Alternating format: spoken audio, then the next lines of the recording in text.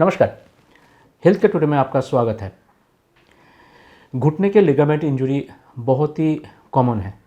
एक टाइम पे सिर्फ माना जाता था कि जो स्पोर्ट्समैन हैं, जो खेल कूद करते हैं, सिर्फ उन्हीं का ही घुटने का लिगामेंट का इंजरी होता है।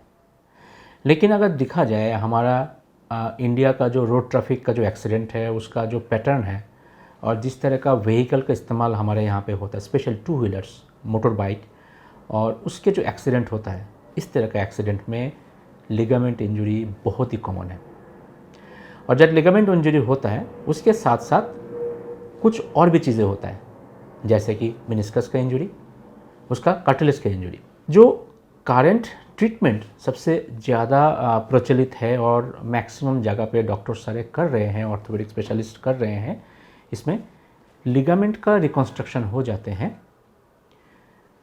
मेनिस्कस का भी रिपेयर बहुत जगह पे हो जाता है, लेकिन जो कार्टिलेज का इंजरी है वो बहुत टाइम पे इग्नोर हो जाता है। उसका कारण ये नहीं है कि डॉक्टर उसको इग्नोर कर रहे हैं, उसका कारण यही है कि जिस टाइम पे वो इंजरी लेके आए हैं और उस टाइम पे उसका जितना कार्टिलेज का डैमेज था वो शायद इतना कुछ नहीं था, और जो करंट प्रोटोकॉल है ट्रीटमेंट का उसके हिसाब से शायद उस टाइम पे उसको कुछ करने का ज़रूरत नहीं था। लेकिन अनफॉर्चुनेटली बहुत सारे पेशेंट्स में जो नेचुरल हीलिंग होना चाहिए वो हो नहीं पाते, और इसके बावजूद ये सारे पेशेंट अपना सर्जरी करा लेते हैं, लिगामेंट का रिकॉन्स्ट्रक्शन करा लेते हैं, लेकिन उसके बावजूद भी ये सिम्टोमेटिक रह जाता है।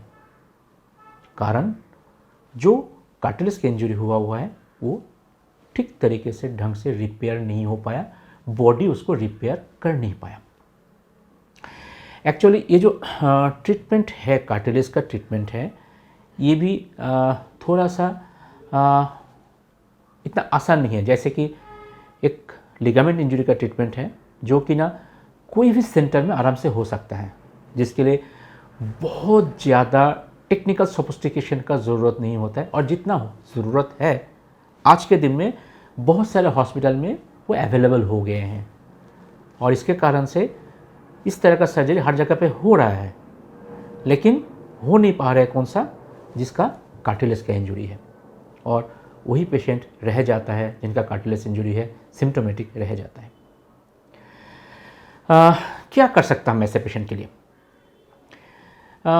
इन सारे पेशेंट के जिनका कार्टिलेज रिपेयर नहीं हो पाया है नेचुरल तरीके से, और शायद वो प्रोग्रेस कर गए हैं, उनके लिए हम पहले क्या करते हैं, देखते हैं कि क्या कारण रह गया बैकग्राउंड में कि ये रिपेयर नहीं हो पाए।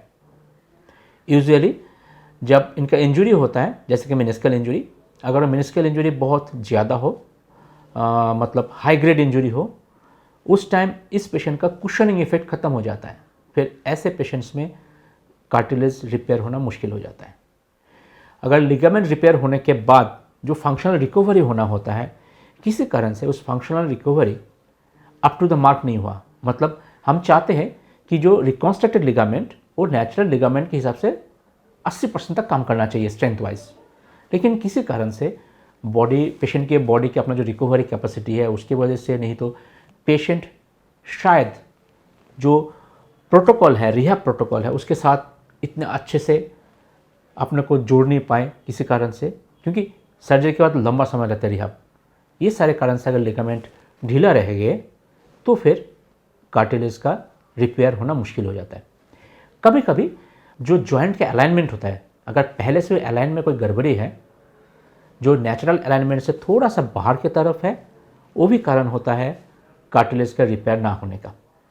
तो पहले हम क्या करते हैं, ये सारे कारण को ढूंढने का कोशिश करते हैं कि अलाइनमेंट ठीक है कि नहीं, जो लिगामेंट रिपेयर हुआ है उसका स्ट्रेंथ क्या है, कोई इंस्टेबिलिटी तो पड़ा नहीं है, जो मेनिस्कल रिपेयर हुआ है कि मेनिस्कल इंजरी हुआ है वो कितना ग्रेड का मेनिस्कल इंजरी है। अगर ये सारा कारण दिख जाता है, उसके बाद हम प्लान करते हैं इन सारे पेशेंट के कार्टिलेज रिपेयर के लिए। पहले जो सर्जरी होता था वो काफ़ी कॉम्बरसम था, मतलब पेशेंट के शरीर से कार्टिलेज निकालो, उसको लैब में भेज के उसका कल्चर करके कार्टिलेज बनाओ, फिर दोबारा सर्जरी करके उस जगह पे कार्टिलेज चिपकाओ, मतलब लंबा प्रोसेस। लेकिन साइंस के बदौलत में आज हमारे पास ऐसा एक प्रोडक्ट अवेलेबल है जिसके द्वारा हम एक ही बार में सब कुछ कर सकते हैं। मतलब हमारे पास एक बायोएक्टिव केमिकल है, कॉमर्शियली अवेलेबल केमिकल। अगर वो केमिकल उस एरिया में जहाँ पे कार्टिलेज नहीं है, नूड एरिया है, उस एरिया में अगर उसको प्रलेप लगा दे एक और छोड़ दे, धीरे धीरे वहाँ पे कार्टिलेज का लेयर बन जाता है। और उस लेयर को प्रोटेक्ट करने के लिए बाकी सारे जो कंट्रीब्यूटिंग फैक्टर है, मतलब अगर अलाइनमेंट का इशू है उसको करेक्ट करना पड़ता है, अगर इंस्टेबिलिटी रह गया है उस इंस्टेबिलिटी को एड्रेस करना पड़ता है। अगर ये सब कुछ कर पाए तो ये कार्टिलेज डैमेज रिपेयर हो जाता है, पेशेंट का सिम्टम पूरी तरह से ख़त्म हो जाता है। हम रखें आपका ख्याल।